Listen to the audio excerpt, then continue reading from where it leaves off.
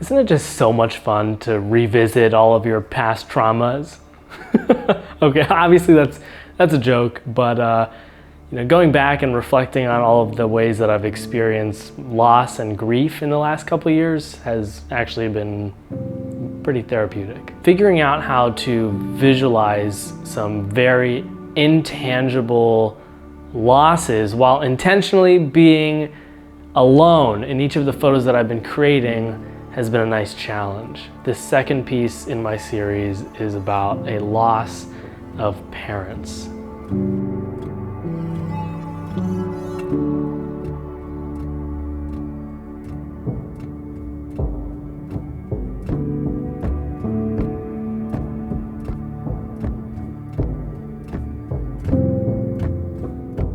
I'll sprinkle in some of the behind the scenes footage from the shoot throughout this video. The set was pretty well planned out, and all in all, the final photo is a result of 3 different 4x5 black and white film photos composited into the one final piece. First, let me explain the backstory and why this particular loss was so complicated and why it played a pretty significant piece in my transition into adulthood.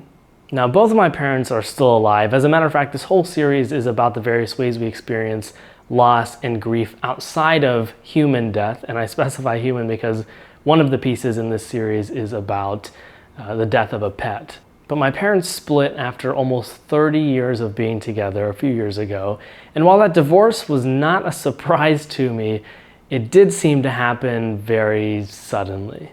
I was in my junior year at Ohio State at the time, and I remember I was making an intentional effort to be more social. I was really good about staying on top of my grades and staying on top of my involvements, but I wasn't as good about balancing and mixing in more social life. So I was making an effort to do that.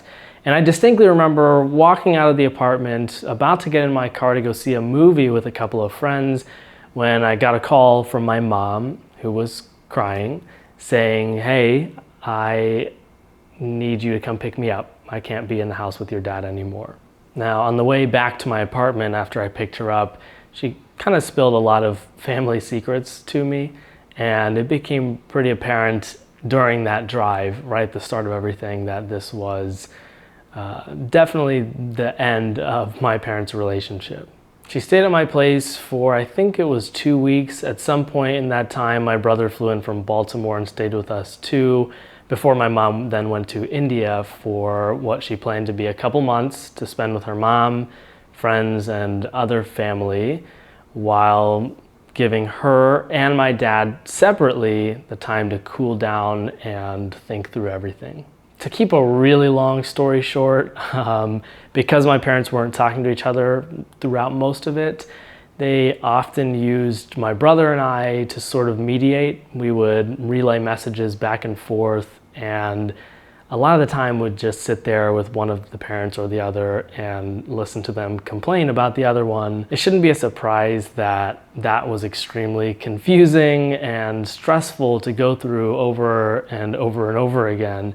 And it got to a point where the kind of divorce events were happening so frequently that it was affecting my grades, it was affecting the quality of my leadership and my involvements. I was becoming irritable around my then partner, and I was just anxious all the time because I knew that at some point something would happen again and I would get roped into it, and I didn't really know when that cycle would end. Eventually, and one of the best things I did through the whole process was I reached a breaking point and called each of my parents individually, and I said, "Hey, I don't know if you realize how much this is affecting me and my life, but you're not allowed to talk to me about the divorce anymore unless it very, very directly involves me."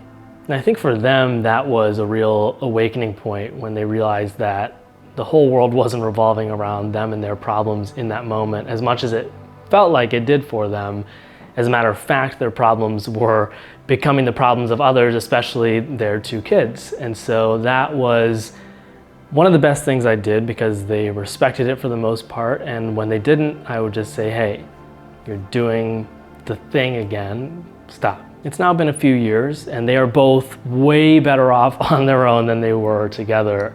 I've adjusted to what it means to have a separate relationship with my mom and a separate one with my dad. And those both look very different than what they did when I was a kid living in the house with them. Still, there was a pretty major adjustment from the time that everything started going down to even now, a few years after the divorce. And it's that overall feeling of being an adult child in the middle of their parents' divorce that I wanted to capture in this piece. It took me about a month or two to figure out the idea of how I would visualize this. I had tons of ideas I had written down, one of them being possibly doing a diptych where I had one photo of me having dinner with my dad at his place and another photo of me having dinner with my mom at her place, and combining those as one piece, the loss of parents, as part of this series. But like I mentioned at the beginning, I wanted to be alone in each of the photos of this series, because something that I've always struggled with is that even though I have tons of friends and an amazing network of people who want to support me, I often find myself feeling alone in my grief. The way I decided on this particular way of visualizing a loss of parents is because I kind of thought back about my childhood and how we spent time as a family. And we didn't do a lot of things together as a family. And when we did, the memory that came to mind was of the four of us being in a car together. We would be going to a gathering with our Brown friends, or we'd be driving to Minnesota to go visit cousins. And that was what we did as a family. There weren't very many board game nights or movie nights or things like that. That's just not how it was. So it only felt right to create a photo where I was all alone in the car with two doors clearly open, representing my dad walking away and my mom walking away, and representing the feeling of me kind of just being there, forgotten in the back, maybe neglected in the whole situation. And the image is messy. It's very messy to a point where you almost don't realize that I'm there. Obviously you see me there, but it blends in with all the tools and the mess of the garage.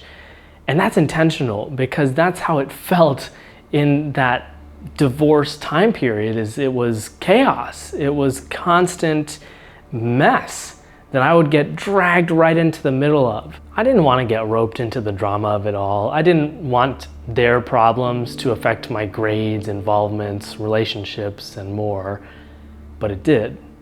And while I'm very happy that my parents are both doing better separate, it took a lot of loss and grief to get to this point. For those of you more curious about the technical aspects of creating this photo, like I said at the beginning, it's a composite of 3 separate 4x5 film photos. I'll show those here. There were 2 fill lights lighting either side of the car as well as the inside of the garage, and the key light was inside the car with me, and it was totally out of the frame, which worked out perfectly. And something else that worked out perfectly is that because the car on the inside was such a small space, the light bounced up off the ceiling of the car onto me, doing a really great job of replicating that inside top light that you see in most sedans. The first shot was used as a base to work off of. The second sheet was used just to replace me in the back seat because I was a little bit more still and clear in that second photo. And the third photo was used just for the headlights. There was a 4th photo we took just as a backup. We didn't end up using it, but altogether I think it comes into one nice, complete photo that well represents what it felt like to be an adult child going through a loss of parents. Now, I know all of this is pretty heavy and probably way too much information to be sharing with total strangers on the internet, but I hope you enjoyed hearing my thought process behind creating a photo that has so much emotion and a whole, years-long story behind it. I have at least 5 more photos in this series, at least, that I will each make a video for just like this, explaining in detail my thinking behind visualizing that particular loss, my experience with that loss, and really I think we all just do better when we share openly the grief and loss we experience in life, because life's not all, rainbows and butterflies. So if you've gone through something like this in your past, I hope that at least something I said resonated with you and made you feel more like the feelings you had at that time were valid, because it's a weird thing to be an adult child going through their parents' divorce. But it happens. Follow along if you want to be the first to see the next few pieces of my series on loss and grief.